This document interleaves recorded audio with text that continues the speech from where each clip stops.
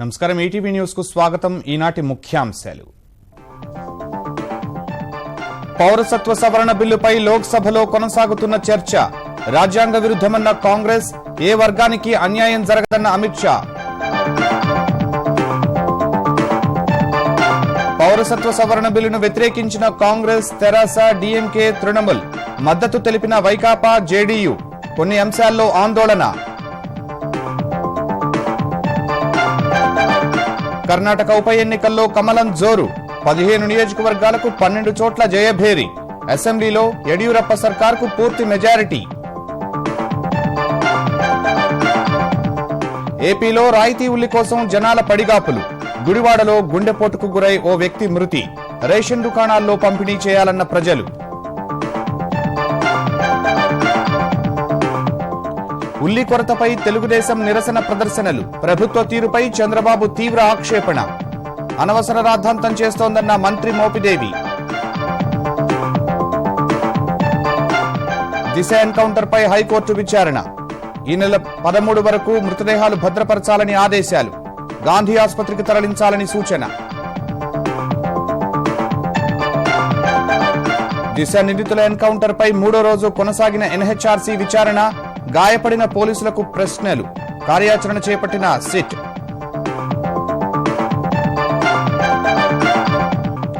Olympics, ఇతర ప్రపంచ ఛాంపియన్షిప్లలో పాల్గొనకుండా రష్యాపై నిషేధం. డోపింగ్పై తప్పుడు నివేదిక ఇచ్చినందుకేనన్న వాడా.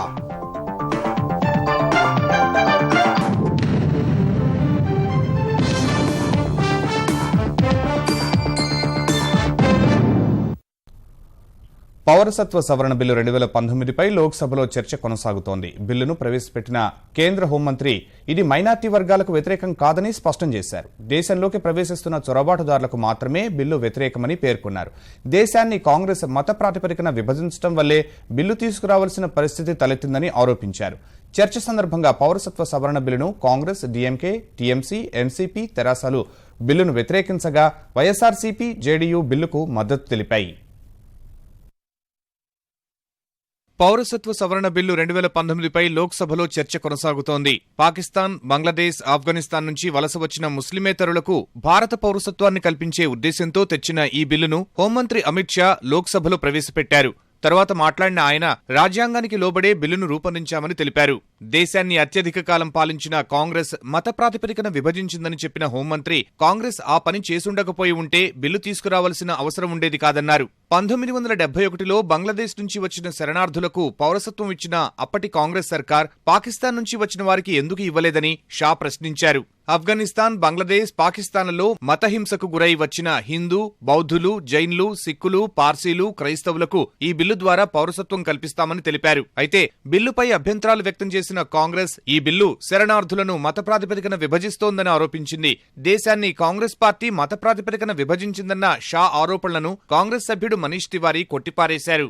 ये असंवैधानिक है, गैर संवैधानिक है, जो संविधान की मूल भावना है उसके खिलाफ है और जिन आदर्शों पर डॉक्टर बाबा साहब अंबेडकर ने हमारे संविधान की संरचना की थी उसके बिल्कुल विरुद्ध। आज गृह मंत्री जी ने कहा कि भारत के विभाजन के लिए कांग्रेस पार्टी जिम्मेदार थी धर्म के नाम। मैं साफ तौर पे एक बात कहना चाहता हूं कि अगर इस देश में 2 नेशन थ्योरी की किसी ने न्यू रखी थी 1935 में अहमदाबाद में हिंदू महासभा के सेशन में सावरकर ने रखी थी, कांग्रेस पार्टी ने नहीं रखी थी। कि ये सत्ता पक्ष जानता है कि ये विधेयक क्यों लेके आए हैं, हम भी जानते हैं कि ये विधेयक क्यों लेके आए हैं और ये जनता भी जानती है कि ये विधेयक क्यों लेके आए हैं.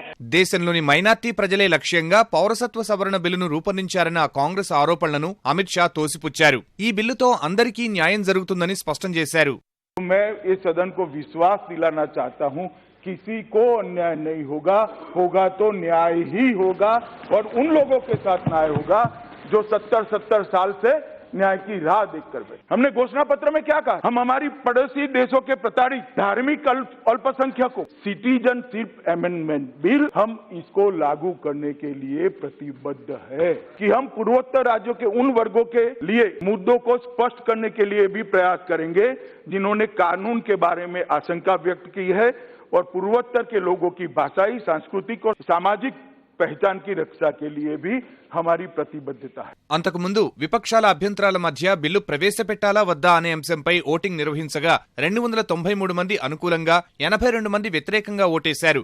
ఈ బిల్లు చట్టరూపం దాల్చితే పాకిస్తాన్, బంగ్లాదేశ్, ఆఫ్ఘనిస్తాన్లో మతపరమైన హింసను ఎదుర్కొని 2014 డిసెంబర్ 31 నాటికి భారత్కు అక్రమంగా వలస వచ్చిన హిందువులు, సిక్కులు, బౌద్ధులు, జైనులు, పార్సీలు, క్రైస్తవులకు భారత పౌరసత్వం కల్పిస్తారు. ప్రస్తుతం వారు భారత్లో అక్రమ వలసదారులుగా ఉన్నారు. పౌరసత్వ సవరణ బిల్లును వ్యతిరేకిస్తున్నట్టు తెరాస లోక్సభలో స్పష్టం చేసింది. ఈ అంశంపై లోక్సభలో మాట్లాడిన తెరాస పార్లమెంటరీ పార్టీ నేత నామా నాగేశ్వరరావు బిల్లు పూర్తిగా ముస్లింలకు వ్యతిరేకంగా ఉందన్నారు. ముస్లింలకు కూడా అవకాశం ఇస్తూ సవరణలు చేస్తే అనుకూలంగా ఓటేస్తామన్నారు. చైర్పర్సన్, భారతదేశం అతిపెద్ద విశాలమైనటువంటి దేశం. 130 కోట్లు వివిధ మతాలు, వివిధ కులాలు ఉన్నటువంటి మన దేశం. ఈ దేశంలో మైనారిటీ ముస్లిం సోదరులకు కూడా సిటిజన్షిప్ లో ఇంక్లూడ్ చేయమని మేము కోరుతున్నాం ఈ గవర్నమెంట్ ని. మైనారిటీ ముస్లిం సోదరు బిల్ ని ఇంక్లూడ్ చేయకుంటే ఈ ప్రభుత్వం ప్రవేశపెట్టినటువంటి సిటిజన్షిప్ బిల్ కు మేము వ్యతిరేకంగా ఓటు వేస్తాం. ఇది మా టిఆర్ఎస్ పార్టీ విధానం. మేమెప్పుడు కూడా మైనారిటీ సోదరులకు అండగుంటాం. అందుకని once again we are requesting the government, please join include the join minority Muslims also in this bill. మరోవైపు పౌరసత్వ సవరణ బిల్లును మద్దతిస్తున్నట్లు వైకాపా లోక్సభలో స్పష్టం చేసింది. ఈ అంశంపై లోక్సభలో మాట్లాడిన వైకాపా ఎంపీ మిథున్ రెడ్డి బిల్లుకు మద్దతు పలుకుతున్నట్టు తెలిపారు. అయితే బిల్లు విషయంలో తమ ఆందోళనలను ప్రభుత్వం పట్టించుకోవాలని కోరారు.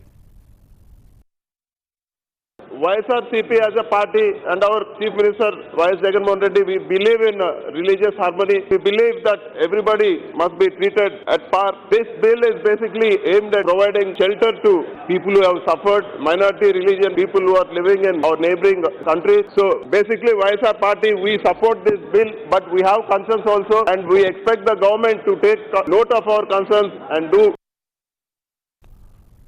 కర్ణాటకలో ముఖ్యమంత్రి బిఎస్ యడ్యూరప్ప నేతృత్వంలోని భారతీయ జనతా పార్టీ ప్రభుత్వానికి సంపూర్ణ మెజార్టీ లభించింది. ఈ నెల 5న 15 స్థానాలకు జరిగిన ఉప ఎన్నికల్లో భారతీయ జనతా పార్టీ 12 చోట్ల జయభేరి మోగించింది. కాంగ్రెస్ 2 స్థానాలు గెలుచుకోగా మరోచోట స్వతంత్ర అభ్యర్థి జయభేరి మోగించారు. ఈ ఫలితాలతో 224 మంది సభ్యులు ఉండే కర్ణాటక శాసనసభలో మరో 2 చోట్ల ఉప ఎన్నికలు జరగాల్సి ఉంది. ప్రస్తుతం సభలో 222 మంది ఉండగా సాధారణ మెజార్టీకి 112 మంది బలం అవసరమవుతుంది. 2018 అసెంబ్లీ ఎన్నికల్లో భాజపా 104 సీట్లు గెలవగా ఇప్పుడు ఉప ఎన్నికల్లో గెలిచిన 12 స్థానాలతో కలుపుకుంటే ఆ పార్టీ బలం 116కు చేరింది. ఒక ఇండిపెండెంట్ సభ్యుడు కూడా మద్దతిస్తూ ఉండగా ప్రస్తుతం శాసనసభలో భాజపా బలం 117కు చేరింది. ఉప ఎన్నికల్లో 2 స్థానాలు గెలిచిన కాంగ్రెస్ తన బలాన్ని 68కి పెంచుకుంది. 2018 ఎన్నికల్లో 34 చోట్ల గెలిచిన జేడీఎస్ ఉప ఎన్నికల్లో ఖాతా కూడా తెరవలేదు. మరొక స్థానంలో స్వతంత్ర అభ్యర్థి గెలుపొందారు. ఈ ఫలితాలతో కర్ణాటక శాసనసభలో భాజపాకు 116, కాంగ్రెస్కు 68, జేడీఎస్కు 34 మంది సభ్యులు ఉండగా ఇతర పార్టీలు, స్వతంత్రులు 4 ఉన్నారు. కర్ణాటకలో భాజపా ప్రభుత్వ ఏర్పాటుకు సహకరించిన నూతన ఎమ్మెల్యేలకు కేబినెట్లో చోటు కల్పిస్తామని సీఎం యడ్యూరప్ప తెలిపారు. ఇందుకోసం త్వరలోనే ఢిల్లీ వెళ్లనున్నట్టు చెప్పారు. మరోవైపు ఉప ఎన్నికల్లో కాంగ్రెస్ పార్టీ ఓటమికి నైతిక బాధ్యత వహిస్తూ సీఎల్పీ నేత సిద్దరామయ్య తన పదవికి రాజీనామా చేశారు. ఈ మేరకు పార్టీ అధ్యక్షురాలు సోనియా గాంధీకి రాజీనామా లేఖ పంపారు. కర్ణాటక శాసనసభలో ప్రతిపక్ష నేత పదవికి కూడా రాజీనామా చేసినట్టు సిద్దరామయ్య తెలిపారు. మరోవైపు కర్ణాటక పీసీసీ అధ్యక్షుడు దినేష్ గుండూరావు కూడా తన పదవికి రాజీనామా చేస్తూ లేఖను కాంగ్రెస్ అధినేత్రికి పంపారు. అటు ఉప ఎన్నికల్లో ఓటమిని అంగీకరిస్తున్నట్లు కాంగ్రెస్ సీనియర్ నేత డీకే శివకుమార్ తెలిపారు. ఫిరాయింపుదారులకే ఓటర్లు మళ్లీ పట్టం కట్టారన్న ఆయన ప్రజా తీర్పును ఆమోదిస్తున్నట్లు చెప్పారు. కర్ణాటక ప్రజల తీర్పును ధిక్కరించి దొడ్డిదారిన అధికారం చేజిక్కించుకున్న పార్టీలకు ఉప ఎన్నికల్లో ప్రజలు గుణపాఠం చెప్పారని ప్రధాని నరేంద్ర మోదీ అన్నారు. దక్షిణ భారతదేశంలో భారతీయ జనతా పార్టీ బలహీనంగా ఉందన్న వారిని ప్రజాస్వామ్యం పద్ధతిలో ప్రజలు శిక్షించారని జార్ఖండ్లోని బర్హీలో ఎన్నికల ప్రచార సభలో మోదీ వ్యాఖ్యానించారు.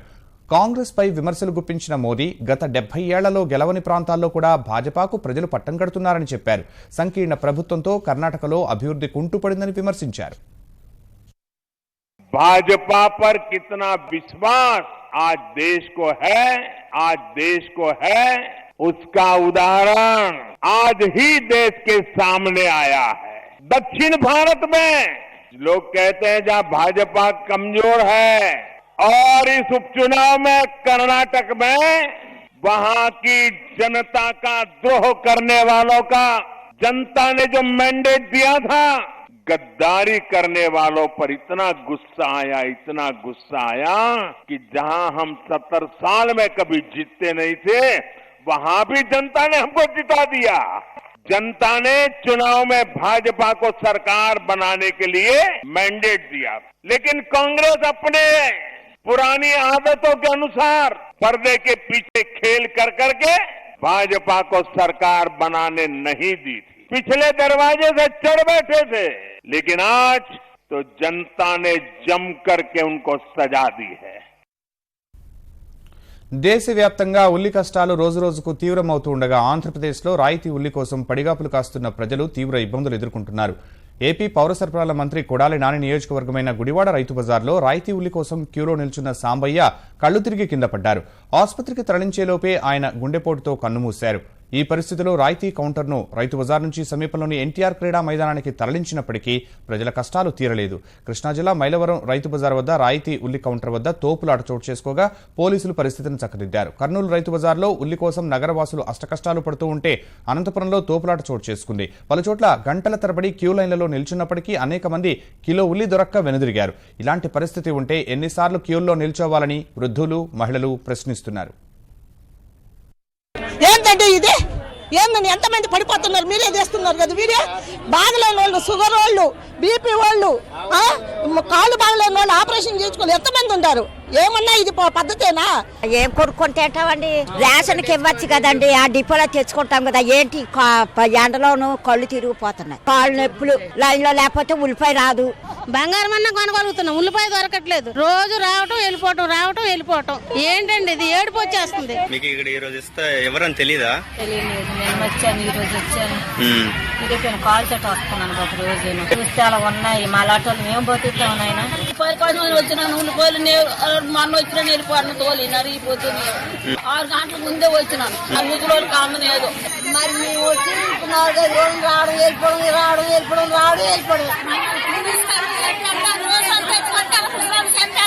మాకెందుకు బాబా, ఇంటికి వచ్చేట ఉల్లిపాయలు ఎట్టారు కదా, వాళ్ళకి ఎత్తిచ్చి వచ్చు కదా నాయన. ఆంధ్రప్రదేశ్ వ్యాప్తంగా ఉల్లి ధరలు పెరుగుతూ పోతుంటే వైకాపా ప్రభుత్వం ప్రజలను వారి కర్మకు వదిలేసిందని తెలుగుదేశం అధినేత చంద్రబాబు ధ్వజమెత్తారు. సచివాలయం ఫైర్ స్టేషన్ వద్ద ఉల్లిపాయలు మెడలో వేసుకుని ప్రభుత్వ తీరుకు వ్యతిరేకంగా నిరసన ప్రదర్శన నిర్వహించిన చంద్రబాబు, తెలుగుదేశం నేతలు ఏపీలో ఉల్లి ధరలు బంగారంతో సమానంగా పెరిగాయని విమర్శించారు. ఈ పరిస్థితికి వైకాపా ప్రభుత్వ చేతకానితనమే కారణమని ఆక్షేపించారు. తెలుగుదేశం హయాంలో నిత్యావసరాల ధరలు పెరగకుండా రేషన్ దుకాణాల ద్వారా పంపిణీ చేశామని, ఇప్పుడు ఆ పరిస్థితి లేదని విమర్శించారు. రాష్ట్రంలో ఉల్లిపాయల కోసం రోజంతా కూడా వెయిట్ చేయడం, వీళ్ళు పోతే 1 కేజీ ఉల్లిపాయలు ఇవ్వడం, అవి కూడా నో స్టాక్ బోర్డు పెట్టడం చాలా దుర్మార్గంగా ఉంది. దీన్ని మేము తీవ్రంగా ఖండిస్తున్నాం. ఇది చేతగాని ప్రభుత్వం. ఒక పక్క నిత్యావసర వస్తువుల ధరలన్నీ విపరీతంగా పెరిగిపోయినాయి. వినియోగదారుడు కొనలేక చాలా అవస్థపడుతున్నాడు. ఆర్థిక మాంద్యంలో వాళ్ళ బ్రతుకులన్నీ కూడా చితికిపోయే పరిస్థితి వచ్చింది. ఇంకొకటి ఒక సమీక్ష లేదు, ప్రజల కర్మకు వాళ్ళని వదిలిపెట్టారు. దీన్ని చాలా తీవ్రంగా ఖండిస్తున్నాం, గర్హిస్తున్నాం. ఉల్లి ధరలకు సంబంధించి ప్రతిపక్షాలు అనవసరపు రాద్ధాంతం చేస్తున్నాయని ఏపీ మార్కెటింగ్ శాఖ మంత్రి మోపిదేవి వెంకటరమణ అన్నారు. దేశవ్యాప్తంగా ఉల్లి సరఫరా తగ్గిపోయి ధరలు ఆకాశాన్ని అంటుతూ ఉంటే ఒక్క ఏపీలోనే సమస్య ఉన్నట్టు ప్రతిపక్ష నాయకుడు మాట్లాడటం విడ్డూరంగా ఉందని మోపిదేవి వ్యాఖ్యానించారు. ఉల్లి ధరల విషయంలో అన్ని రాష్ట్రాల కంటే ముందే స్పందించి రాయితీపై ఉల్లిని విక్రయిస్తున్న రాష్ట్రం ఏపీ మాత్రమేనని ఆయన గుర్తు చేశారు. నిత్యావసరాలపై భారం పడకుండా మార్కెట్ స్థిరీకరణ నిధి నుంచి చెల్లిస్తున్నామని మంత్రి మోపిదేవి చెప్పారు. మనం 25 రూపాయలకి ఇస్తుంటే ఇక్కడేదో ఘోరాల నేరాలు జరిగిపోతున్నాయి, రాష్ట్ర ప్రభుత్వం సరిగా స్పందించడం లేదని చెప్పి తెలుగుదేశం పార్టీ నాయకులు గగ్గోలు పెడుతున్న పరిస్థితులు ఉన్నాయి. అక్కడ ఉన్నటువంటి తెలంగాణ రాష్ట్రం రైతు బజార్ల ద్వారా కిలో 45 రూపాయలకి ఇస్తున్నటువంటి పరిస్థితి. మహారాష్ట్రలో అయితే 160 రూపాయలు, కేరళ 150 రూపాయలు, కర్ణాటక 150 నుంచి 200 రూపాయలు పలుకుతుంది. ఇక్కడెక్కడ కూడా ప్రభుత్వాలు ఈ సబ్సిడీ ప్రైస్ కి వినియోగదారులకి ఉల్లిపాయలు సప్లై ఇస్తున్న పరిస్థితి లేనేలేవు ఎక్కడా కూడా. ఆంధ్రప్రదేశ్లో శాసనసభ నిర్వహణ దారుణంగా ఉందని తెలుగుదేశం అధినేత చంద్రబాబు ఆవేదన వ్యక్తం చేశారు. ప్రశ్నోత్తరాల సమయంలో తెలుగుదేశం సభ్యులకు మాట్లాడే అవకాశం ఇవ్వడం లేదని ఆరోపించిన చంద్రబాబు పీపీఏలపై సమాధానం చెప్పలేక మైక్ ఇవ్వడం లేదని విమర్శించారు. అసలు విషయాన్ని పక్కదో పట్టించి ఎదురుదాడికి దిగుతున్నారని చంద్రబాబు ఆక్షేపించారు. ప్రతిపక్ష సభ్యుల దృశ్యాలు, వాదనలను బయటకు కనబడకుండా చేస్తున్నారని విమర్శించిన చంద్రబాబు ఈటీవీ, ఏబీఎన్, టీవీ5 ఛానళ్లను గత సమావేశాల్లోనే కాకుండా ప్రస్తుత ఈ సమావేశాల్లో కూడా నియంత్రించడం దుర్మార్గమని చెప్పారు. 3 ఛానళ్లను నియంత్రించే నిర్ణయంపై మండలి చైర్మన్ను సంప్రదించకుండా స్పీకర్ ఏకపక్షంగా నిర్ణయం ఎలా తీసుకుంటారని ప్రశ్నించారు. ఈ అంశంపై గవర్నర్కు ఫిర్యాదు చేస్తామని చంద్రబాబు తెలిపారు. మొట్టమొదటిసారిగా అందరినీ భయభ్రాంతులు చేసే విధంగా మీడియాని ముఖ్యంగా ఈటీవీ, ఏబిఎన్, TV5 3 బ్యాన్ చేయడం, అసెంబ్లీ ప్రొసీడింగ్స్ ఏమి చూపించకుండా చేయడం, పోయిన సెషన్ లో చేసి మళ్లీ ఈ సెషన్ లో దాన్ని కంటిన్యూ చేయడం, మిగిలిన ఛానల్స్ కూడా నియంత్రణ చేయడం. అదే సమయంలో హౌస్ లో కూడా క్వశ్చన్ అవర్ లో ఈ రోజు అసెంబ్లీ నిర్వహించే విధానం చూస్తా ఉంటే చాలా దారుణంగా ఉంది. ఒక పక్క బాధాకరం కూడా. ఈ రోజు పవర్ పర్చేస్ అగ్రిమెంట్స్ వచ్చాయి. మేము మా వాళ్ళందరూ అడిగారు. 2 సార్లు 3 సార్లు Rajender Reddy finance minister involve అయ్యాడు. కనీసం మా మీద ఆరోపణలు చేస్తే, మా ప్రభుత్వం పైన ఆరోపణలు చేస్తే మేము దాన్ని తిరిగి వాస్తవాలు చెప్పడానికి కూడా అవకాశం ఇవ్వకుండా మొత్తం టైం అంతా వేస్ట్ చేసే పరిస్థితికి వచ్చారు. దిశ హత్య కేసు నిందితుల మృతదేహాలను ఈ నెల 13 వరకు భద్రపరచాలని హైకోర్టు ఆదేశించింది. ఏసీ వాహనాల్లో గాంధీ మార్చురీకి తరలించాలని సూచించింది. దిశ హత్య కేసు నిందితుల ఎన్కౌంటర్పై పలు మహిళా ప్రజా సంఘాల ప్రతినిధులు రాసిన లేఖను ప్రజా ప్రయోజన వ్యాజ్యంగా స్వీకరించిన హైకోర్టు ఇవాళ విచారణ చేపట్టింది. ఈ విచారణలో ఎన్కౌంటర్కు సంబంధించి సుప్రీంకోర్టు పేర్కొన్న మార్గదర్శకాలను అనుసరించారా, పోలీసులపై కేసు నమోదు చేశారా అని అడ్వకేట్ జనరల్ను హైకోర్టు ప్రశ్నించింది. ఈ ప్రశ్నకు సమాధానమిచ్చిన అడ్వకేట్ జనరల్ సుప్రీం మార్గదర్శకాలకు అనుగుణంగా అన్ని చర్యలు చేపట్టామని, ఘటనపై కేసు నమోదైందని పేర్కొన్నారు. ఇదే అంశంపై విచారణ సుప్రీంకోర్టు బుధవారానికి వాయిదా వేసినందున గురువారానికి వాయిదా వేయాలని హైకోర్టును ఏజీ కోరారు. అందుకు అంగీకరించిన కోర్టు 4 మృతదేహాలు చెడిపోకుండా ఏసీ వాహనాల్లో గాంధీ మార్చురీకి తరలించి ఈ నెల 13 వరకు భద్రపరచాలని స్పష్టం చేసింది. కేసు విచారణకు సహకరించేందుకు సీనియర్ న్యాయవాది దేశాయ్ ప్రకాష్ రెడ్డిని అమికస్ క్యూరీగా నియమించింది. దిశ కేసు నిందితుల ఎన్కౌంటర్పై జాతీయ మానవ హక్కుల కమిషన్ విచారణ కొనసాగుతోంది. 3వ రోజైన ఇవాళ కమిషన్ సభ్యులు ఎన్కౌంటర్లో పాల్గొన్న పోలీసులను, పంచనామా నిర్వహించిన రెవెన్యూ అధికారులను విచారించినట్టు తెలిసింది. తెలంగాణ పోలీస్ అకాడమీలో నిర్వహించిన విచారణలో దిశ ఘటన తర్వాత ఎన్కౌంటర్ వరకు చోటు చేసుకున్న పరిణామాలపై అన్ని వివరాలు సేకరించింది. మరోవైపు చటాన్పల్లి ఎన్కౌంటర్పై ప్రత్యేక దర్యాప్తు బృందం కార్యాచరణ ప్రారంభించింది. మల్కాజ్గిరిలోని రాచకొండ కమిషనరేట్ కార్యాలయంలో సిట్కు నేతృత్వం వహిస్తున్న రాచకొండ సిపి మహేష్ భగవత్ అధికారులతో సమావేశమై బృందంలోని సభ్యులకు పని విభజన చేశారు. ఈ మేరకు ఎన్కౌంటర్ జరిగిన ప్రదేశాన్ని సిట్ బృందం పరిశీలించే అవకాశం ఉంది. అటు నవంబర్ 27న దిశపై అత్యాచారం చేసిన తర్వాత ఆమెను చటాన్పల్లి వంతెన వద్దకు తరలిస్తున్న లారీకి సంబంధించిన సీసీటీవీ దృశ్యాలు బయటకు వచ్చాయి. ఆ రోజు రాత్రి 10 గంటల 28 నిమిషాలకు తొండుపల్లి జంక్షన్ నుంచి వెళ్లిన ఈ లారీ కదలికలు కూడా దర్యాప్తులో పోలీసులకు సహకరించాయి.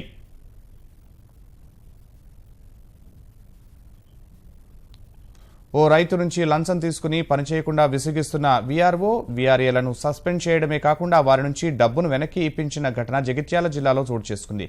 జగిత్యాల జిల్లా నాచుపల్లికి చెందిన తాండ్ర నరసయ్య తన 4 ఎకరాల భూమికి పట్టాదారు పాస్ పుస్తకం కోసం వీఆర్ఓ రమేష్ రెడ్డికి దరఖాస్తు చేశాడు.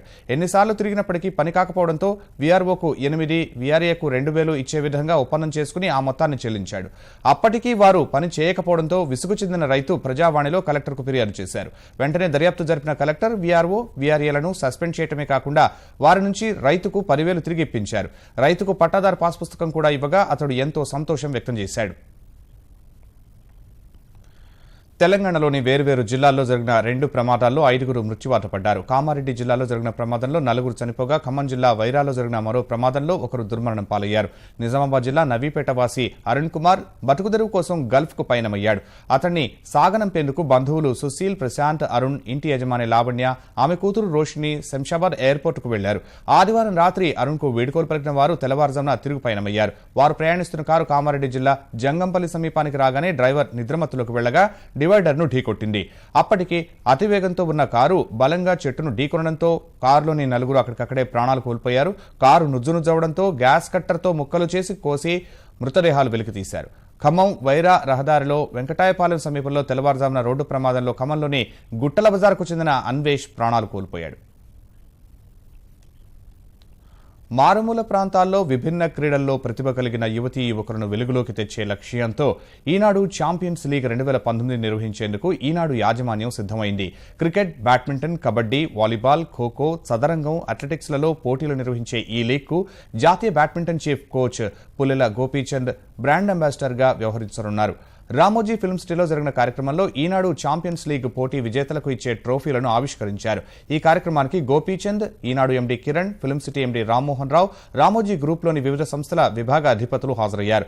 Priya foods director Sahari, ETV Bharat director Bruhathi తొలుత గోపీచంద్కు పుష్పగుచ్చం, ఓ మొక్కను ఇచ్చి స్వాగతం పలికారు.